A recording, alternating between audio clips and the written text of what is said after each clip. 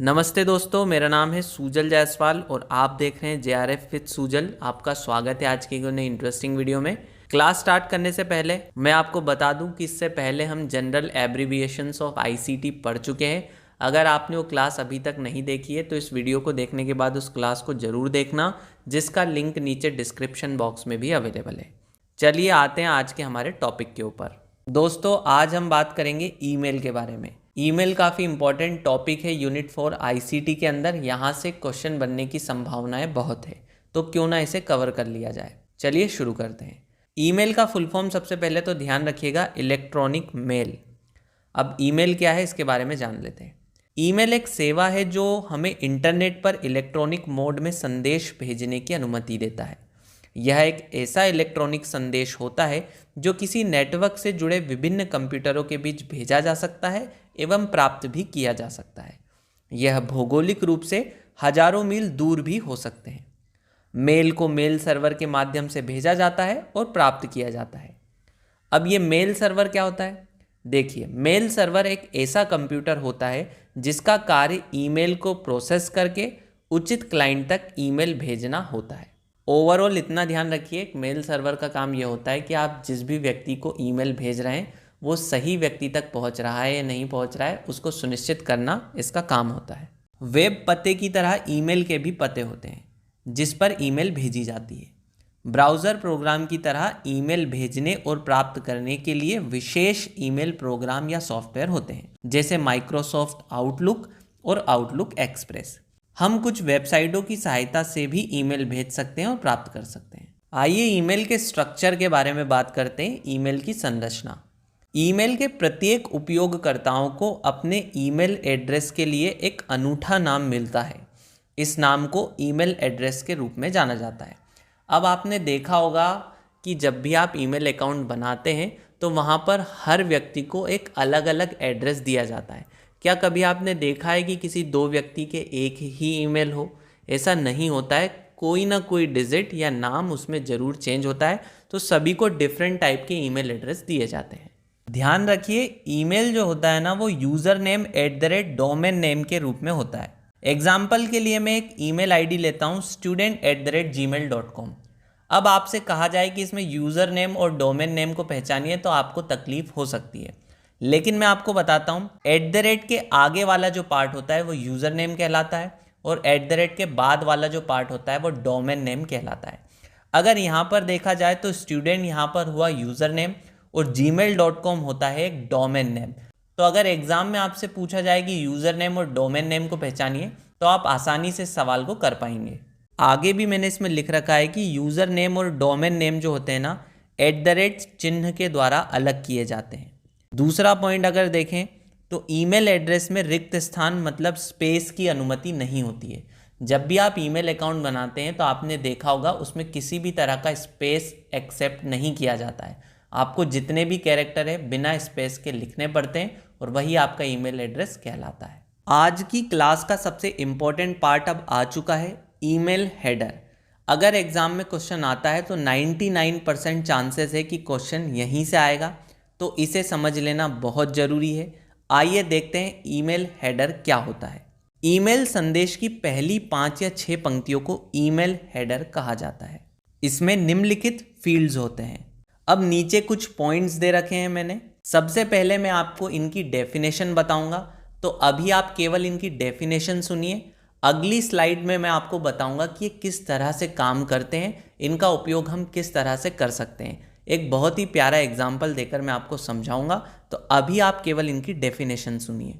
From का मतलब होता है प्रेषक का पता। अब प्रेषक मतलब होता है मैसेज सेंड करने वाला और पता मतलब होता है एड्रेस। मतलब जो भी मैसेज सेंड करता है उसके ईमेल एड्रेस की बात यहाँ पर हो रही है। डेट का मतलब तो आप जानते ही हैं, दिनांक। टू का मतलब होता है संदेश प्राप्तकर्ता, मतलब जिसे भी हम मैसेज भेजना चाहते हैं या फिर जो हमारा मैसेज रिसीव करेगा उसकी यहाँ पर बात की जा रही है। सीसी का मतलब होता है कार्बन कॉपी। इसमें उन लोगों के ईमेल एड्रेस होते हैं जिनको हम जानकारी देना चाहते हैं लेकिन वह लक्षित प्राप्तकर्ता नहीं है। मैं जानता हूँ ये आपको समझ में नहीं आई होगी, लेकिन आगे आने वाली स्लाइड में आपको समझ में आ जाएगी। अभी आप केवल डेफिनेशन पर ध्यान दीजिए। BCC का मतलब होता है ब्लाइंड कार्बन कॉपी या फिर ब्लैक कार्बन कॉपी। वे लोग जो संदेश को प्राप्त कर पाते हैं लेकिन इनकी जानकारी संदेश प्रेषक दूसरों को नहीं देना चाहता। ग्रीटिंग का मतलब होता है अभिवादन। टेक्स्ट का मतलब होता है जो भी संदेश हम देना चाहते हैं। सिग्नेचर का मतलब होता है हस्ताक्षर। यह एक ईमेल संदेश का अंतिम भाग होता है जिसमें प्रेषक का नाम, उसकी पदवी, भौतिक पता, संपर्क नंबर इत्यादि होते हैं। आइए अब एक एग्जाम्पल के थ्रू हम समझते हैं कि ये सारी चीज़ें क्या होती है। मान लीजिए कि मेरी बर्थडे पार्टी है और मैं कुछ लोगों को उसमें इनवाइट करना चाहता हूँ और इनविटेशन कार्ड जो है मैं ईमेल के थ्रू सबको भेजना चाहता हूँ। तो कैसे मैं इन लोगों को ईमेल भेजूंगा, आइए हम इससे समझते हैं। मान लीजिए कि मेरी बर्थडे पार्टी के जो मेन गेस्ट हैं उनका नाम है अतुल।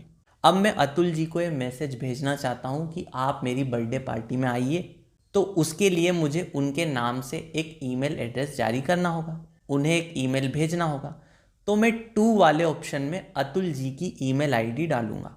तो अतुल तो हो गए मेरे मेन गेस्ट, लेकिन मैं अपने कुछ फ्रेंड्स को भी मेरी पार्टी में बुलाना चाहता हूँ और मैं चाहता हूँ कि जो ईमेल मैं अतुल जी को भेज रहा हूँ उनकी एक एक कॉपी मेरे फ्रेंड्स को भी चली जाए। CC वाले ऑप्शन में मैं जिन और लोगों को बुलाना चाहता हूँ, जैसे सनी, सृष्टि और सूजल नाम के मेरे फ्रेंड्स को मैं मेरी बर्थडे पार्टी में बुलाना चाहता हूँ, तो मैं उनके ईमेल एड्रेस को CC वाले ऑप्शन में डालूंगा ताकि जो ईमेल मैं अतुल को भेज रहा हूँ उसकी एक एक कॉपी सनी, सूजल और सृष्टि तक भी पहुँच जाए।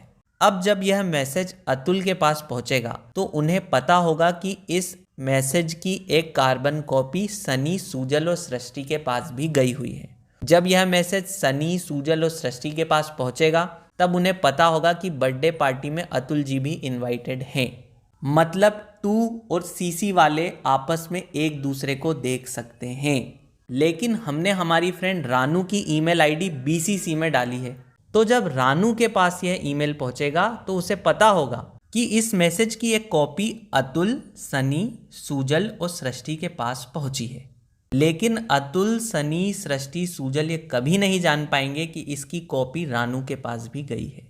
बस इतनी बात याद रखिए कि BCC में आप जिस भी व्यक्ति की ईमेल आईडी ऐड करते हैं वह सब कुछ जान सकता है कि 2 में किसका नाम लिखा गया है और इसकी कार्बन कॉपी कितने लोगों तक पहुंचाई गई है, लेकिन BCC को कोई नहीं देख सकता। लेकिन अगर आप BCC में एक या एक से अधिक ईमेल आईडी डाल देते हैं तो वो भी आपस में एक दूसरे को नहीं देख पाएंगे, लेकिन वो अपने से ऊपर 2 और CC वाले को देख पाएंगे। अगर एक लाइन में मैं कहूँ तो बस इतना याद रखिए कि BCC को कोई नहीं देख सकता, लेकिन BCC सबको देख सकता है। सब्जेक्ट में आपको लिखना होता है कि यह मैसेज किस बारे में है, शॉर्ट में आप उसमें लिख सकते हैं। उसके बाद जब आप टेक्स्ट की शुरुआत करते हैं तो स्टार्टिंग में ग्रीटिंग्स आप कर सकते हैं, जैसे मैंने इसमें लिख रखा है हेलो गाइज। उसके बाद टेक्स्ट में मैंने लिख रखा है कि it's my birthday today and I have organised a small party at my farm house, so you all must come to my party, thank you. तो ये हो गया मेरा टेक्स्ट। अब जब आप यह ईमेल कर देते हैं, सेंड की बटन पर क्लिक कर देते हैं, तो जिन जिन लोगों तक यह मेल पहुंचता है तो उस ईमेल के सबसे नीचे बहुत सारी जानकारी लिखी होती है मैसेज सेंड करने वाले की। उसी पार्ट को सिग्नेचर कहते हैं। उसमें लिखा होता है कि मैसेज सेंड करने वाले की ईमेल आईडी क्या है, उसका नाम क्या है, उसमें बहुत सी जानकारियां होती है, तो उस पोर्शन को कहा जाता है सिग्नेचर। आई होप आपको ये समझ में आया होगा, काफ़ी इंपॉर्टेंट है, हमेशा पेपर में इसमें से क्वेश्चन बनता है, तो इसको ध्यान से करिएगा। ईमेल के लाभ, बेनिफिट्स ऑफ ईमेल, तो ये विश्वसनीय होता है, सुविधाजनक होता है, सस्ता होता है, इसके लिए सिर्फ नेटवर्क कनेक्शन की आवश्यकता होती है, और छापने योग्य होता है कि ईमेल का प्रिंट भी लिया जा सकता है। आइए ईमेल हैकिंग को जानते हैं। सबसे पहले हम पढ़ेंगे ईमेल स्पैमिंग को। जब कोई वाणिज्यिक संस्थान बिना किसी अनुरोध के ही अपने उत्पादों और सेवाओं के विज्ञापन के लिए ईमेल खाताधारी को मेल भेजता है तो इसे ईमेल स्पैमिंग कहा जाता है। इन्हें जंक मेल भी कहा जाता है। आपने देखा होगा कि बहुत सी कंपनियां आपको लगातार ईमेल करती रहती होंगी कि हमारा ये प्रोडक्ट अच्छा है, इस लिंक पर क्लिक कर दीजिए, ये प्रोडक्ट ले लीजिए, लगातार आपको ईमेल करती रहती होंगी, तो इसे कहा जाता है ईमेल स्पैमिंग। वायरस, किसी ईमेल फाइल में दुर्भावनापूर्ण स्क्रिप्ट होती है। जब ऐसी फाइलों को हम अपने कंप्यूटर पर चलाते हैं तो महत्वपूर्ण डाटा नष्ट होने का अंदेशा रहता है। कभी आप किसी लिंक पर क्लिक कर दें ईमेल के अंतर्गत तो हो सकता है आपके कंप्यूटर में वायरस आ जाए और आपकी निजी जानकारी भी दूसरे व्यक्ति तक पहुंच सकती है।